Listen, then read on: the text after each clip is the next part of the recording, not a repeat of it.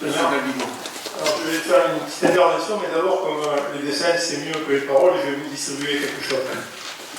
Pour suivre les finances, c'est compliqué. Là, on va s'impliquer.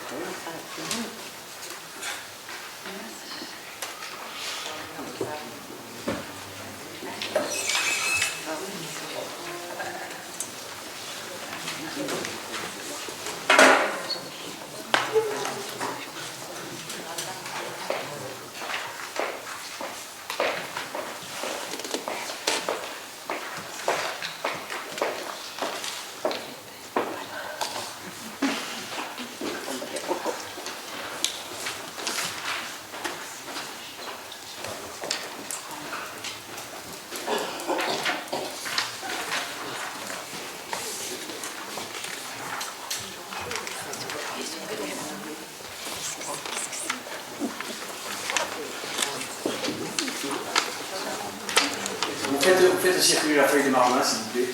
Allez.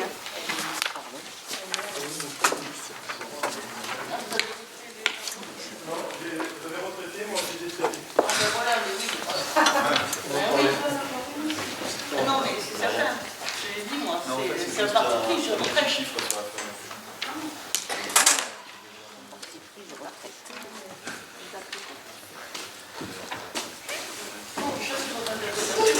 Voilà, alors, tout le monde à la page 8, j'y reviendrai tout à l'heure, je vais vous lire mon intervention.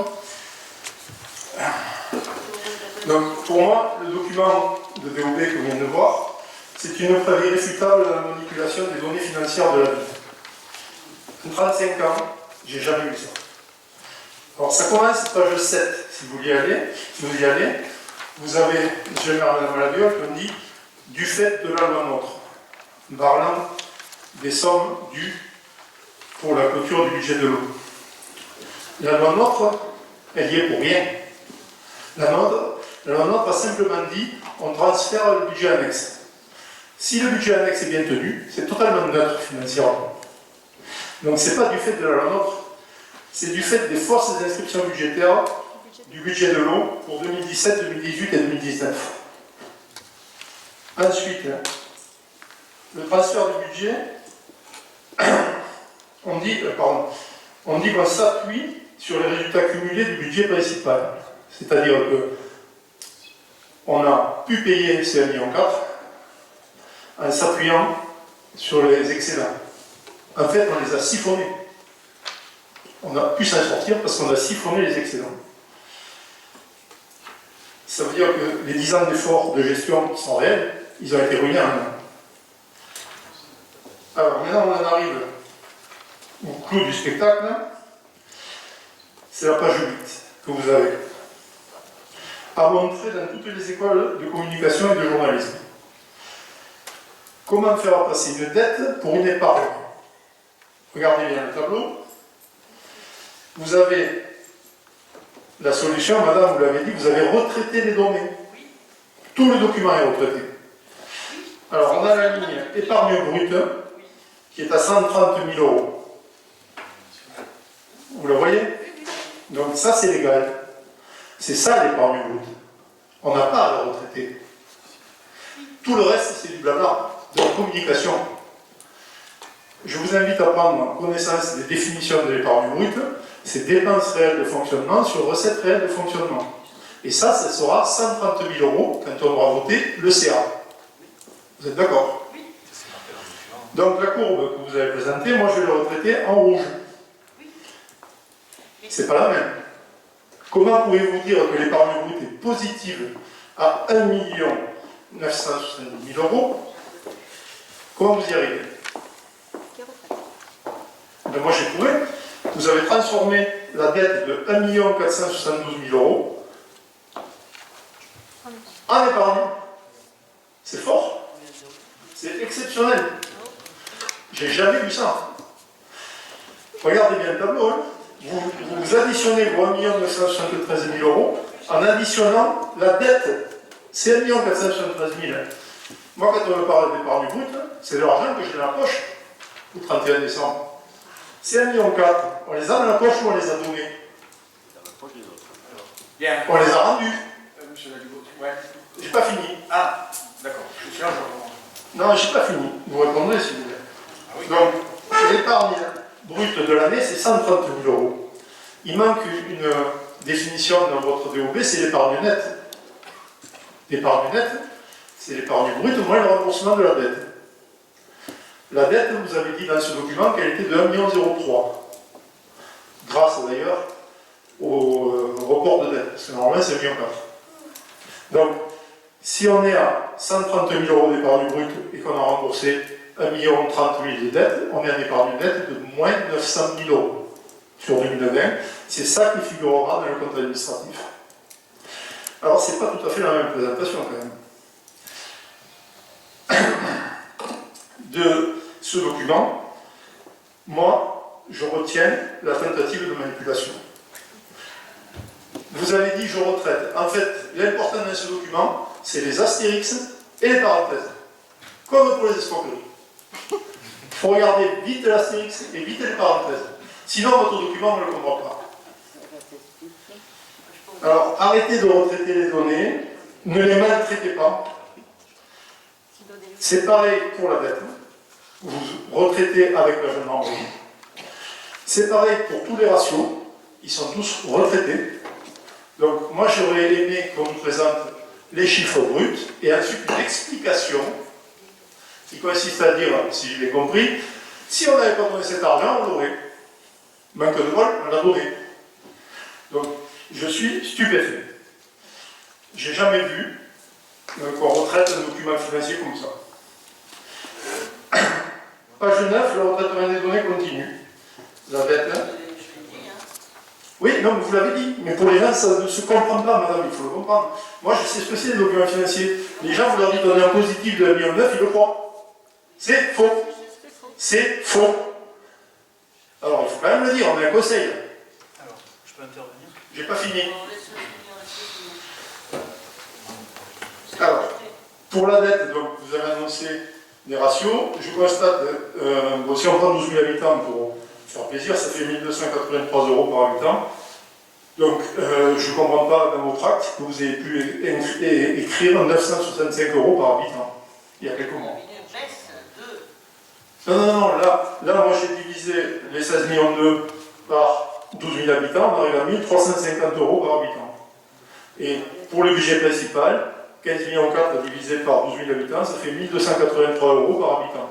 Donc j'espère que dans vos futurs tracts, vous attendez quoi? Moi, la gendarmerie, 900 était. Alors monsieur le maire, la gendarmerie, vous la levez de la dette.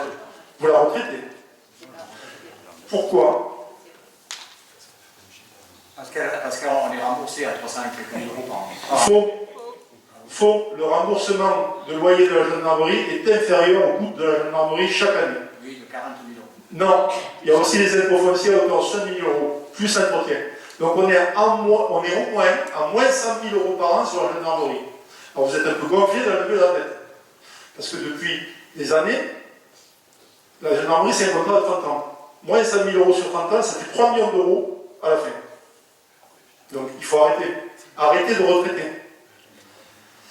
Voilà. Bon, alors tous les ratios et tous les graphiques sont retraités. Donc je vous passe les détails, je peux vous faire les pages si vous voulez. Alors la conclusion sur le résultat positif, j'attends le compte administratif. On verra. Il se peut que tous les excédents cumulés soient effectivement suffisants pour qu'on passe légèrement en positif. On a quand même ruiné la totalité de l'épargne de la ville sur un exercice. Vous le dites vous-même, on retrouvera en 2021 une capacité d'investissement. On l'a bien perdu ça.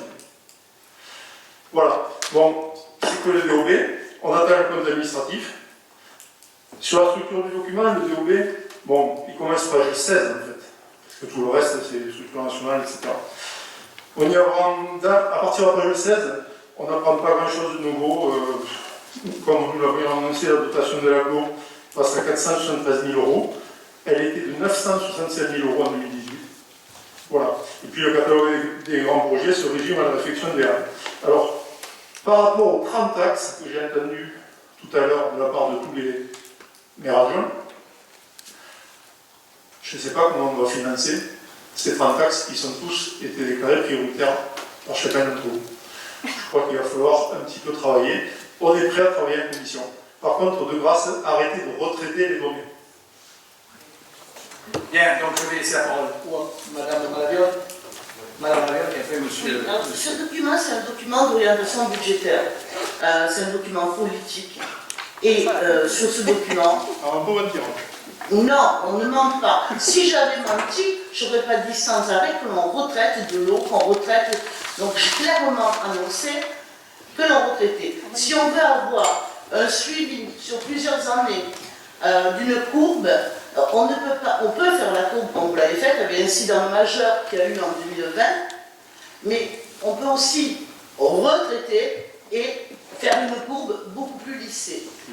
Mais alors, d'abord, on présente la réalité. Attendez, Monsieur Daguillot, vous laissez parler, s'il vous plaît. Après, vous reparlez. Donc, c'était un a priori que j'ai annoncé d'emblée. Donc, il n'y a aucune cachotterie, il n'y a aucune tromperie. J'ai dit d'emblée, nous avons retraité avec ces données-là. Donc, c'était clair. Hein. Le compte administratif et le compte administratif que nous avons fait avec le comptable, c'est sûr que les chiffres ne seront pas les mêmes puisque le compte administratif va... mais le résultat sera le même. L'épargne brute sera à 1,9 million. Je vous parle du résultat de... Non, moi je vous parle de choses claires. L'épargne brute, elle est de combien? Moi, je vous parle du résultat de l'exercice. L'épargne brute, elle sera de 130 comme vous l'avez mis. Voilà, merci. Bien, je vais laisser la parole à un technicien, je vais laisser la parole à Monsieur, au DGS. Allez, Monsieur le DGS. Jean-Christophe, les chiffres que tu cites, tu les as pas calculés. Ils sont dans le rapport. Tout à fait. Donc s'ils sont dans le rapport, c'est qu'ils sont lisibles. C'est pour ça que c'est Voilà, s'il te plaît. J'ai attendu, je peux quand même parler. Au moins par politesse. Je comprends ton analyse, et je comprends l'analyse brute et sans interprétation des données. Elle donne une situation à un instant T, fin 2019. Mais ce qui est intéressant, et à quoi sert l'épargne brute, c'est à ça qu'il faut se poser la question. L'épargne brute, c'est ta capacité, elle ne sert à rien sur l'exercice, c'est ta capacité à te projeter sur l'avenir, et à rembourser tes emprunts pour les années futures, et à pouvoir investir. Et ce qui compte, c'est la projection. Oui, en 2020, elle est de 130, oui. Sauf que, on a, contrairement à ce qu'on a dit, on a encaissé effectivement la clôture du budget de l'eau, et de toute façon, ces dépenses, qu'on les veuille ou non, il fallait les payer, et les Mésois devaient les payer, malheureusement, et elles ont été complètement encaissées.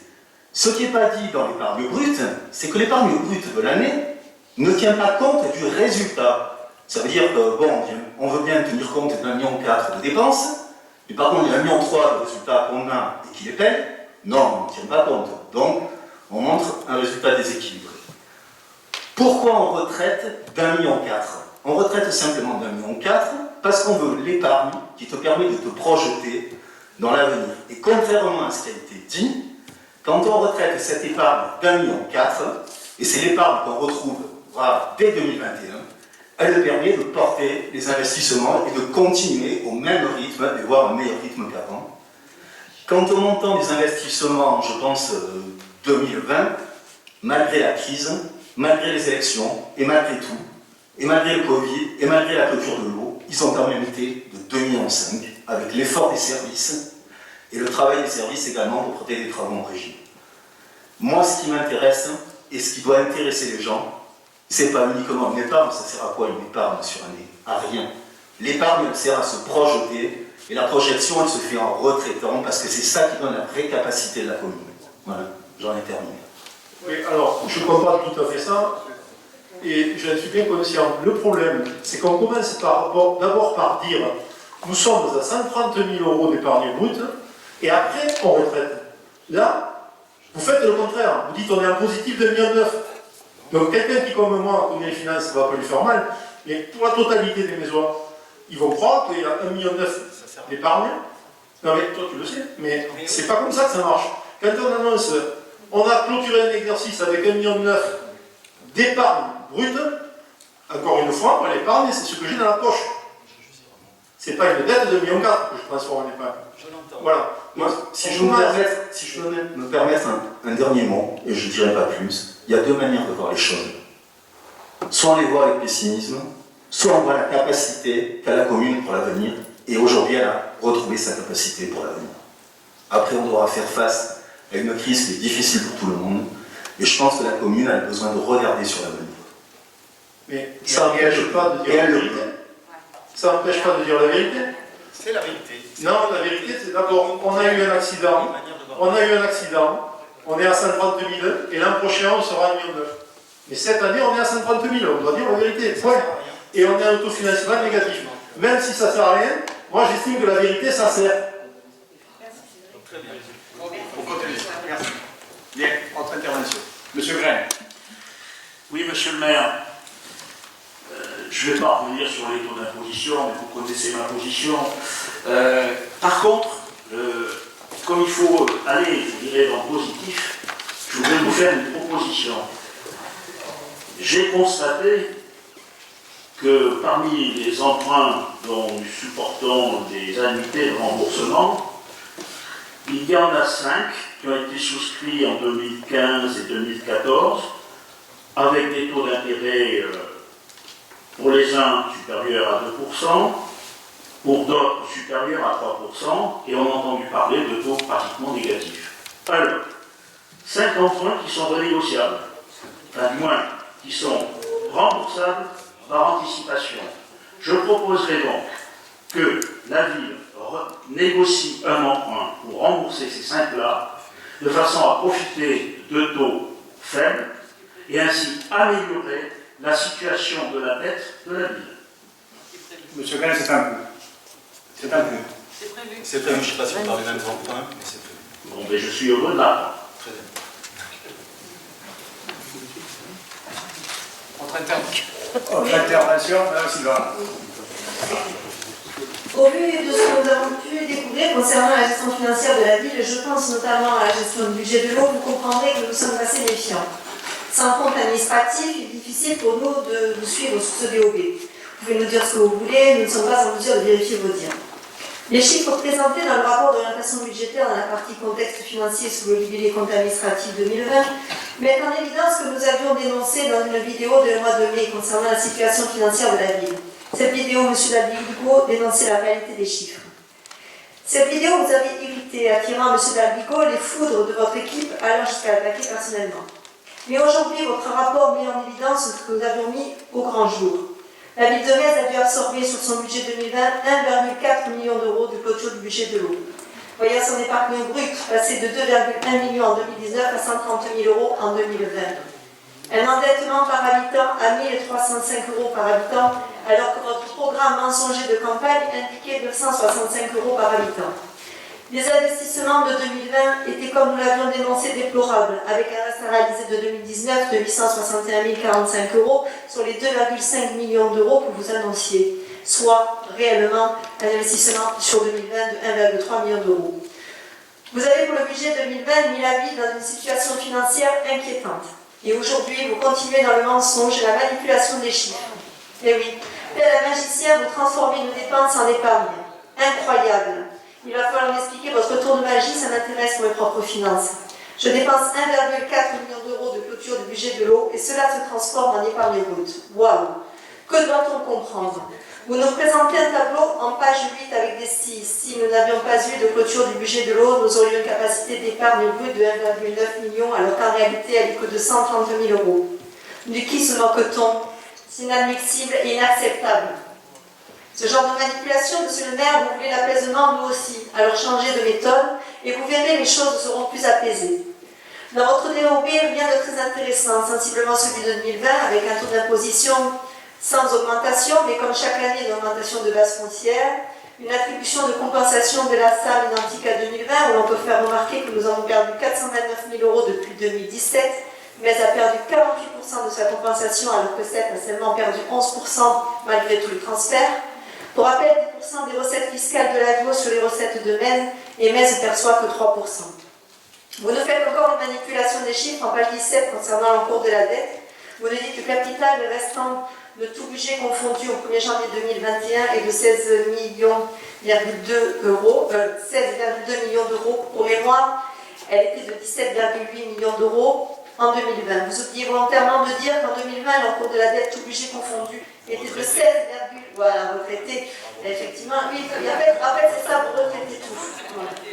Ben, retraité, vous appelez ça retraité, moi j'appelle ça manipuler. Effectivement, il faut se placer les côtés positifs, pessimistes. Voilà. Donc, soit une baisse de l'encours de la dette de 200 000 euros et non 1,6 million d'euros comme vous l'annoncez. S'agissant encore de l'encours de la dette, vous nous dites que la ville de Metz continue à se désendetter. Mais se désendetter par rapport à quoi? À quelle période de référence faites-vous allusion? Votre astuce électoraliste consiste à nous présenter un désendettement sur la période de 2010 à 2019. Mais M. Fricot, vous oubliez de dire que vous êtes maire depuis 2001, que l'encours de la dette de 2001 était de 14 millions d'euros pour 7 360 habitants et qu'elle est aujourd'hui de 16,2 millions d'euros. Elle a donc pour moi augmenté de 2,4 millions d'euros sur vos mandats. L'encours de la dette par habitant à Metz est de près de 2 305 euros par habitant. Pour mémoire, vous visiez 965 euros pendant votre campagne. Sans la gendarmerie, toujours bien sûr, on manipule les chiffres. Elle est de 864 euros par habitant dans les villes de la même Straf. Alors il n'y a vraiment pas de quoi pavaner et se réjouir de cette gestion communale. En conclusion, ce DOP est une mascarade. Il fait apparaître une manipulation des chiffres que vous devez assumer. En agissant de la sorte, vous vous moquez des élus de votre majorité, des Mésoises et des Mésois qui vous ont fait confiance.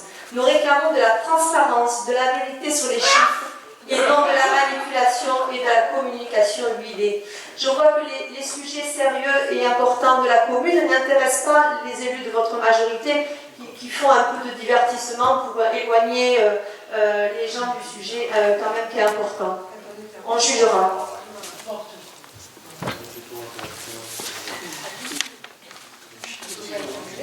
Bien, Madame Silva, merci. Je vois que l'apaisement continue. Donc, je vous demande donc de prendre acte de la tenue donc, de ce débat d'orientation budgétaire de la ville de Metz et de ses budgets annexes et de l'existence de la présentation de ce rapport sur la base duquel s'est tenu donc ce débat d'orientation budgétaire. Je le mets aux voix. Qui est pour? Qui s'abstient? Monsieur le maire, s'il vous plaît, quand on prend acte, on a entendu, il n'y a pas de vote. Eh bien, si je vous fais voter. Jamais. Mais moi, je fais pour le vote, c'est quoi? Comme ça. J'ai envie de faire un vote. Pour une fois. C'est pas qu'on me le reproche après. Oh. On ne vous reprochera pas de voter ça. Donc 8 contre, hein, c'est ça. Bien, je vous remercie, mesdames.